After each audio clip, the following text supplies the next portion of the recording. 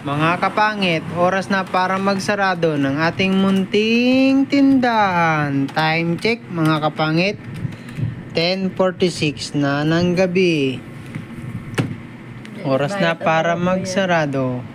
At ito naman po ang aking partner para magbilang ng kinita namin sa buong araw.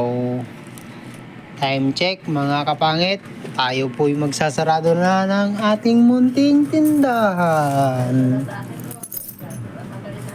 Pasensya na po sa aking boses dahil sa sobrang kagapuhan. Ngayon mga kapangit, tayo magsasarado ng mga kapangit. Ang roll up namin ay sobrang tigas mga kapangit.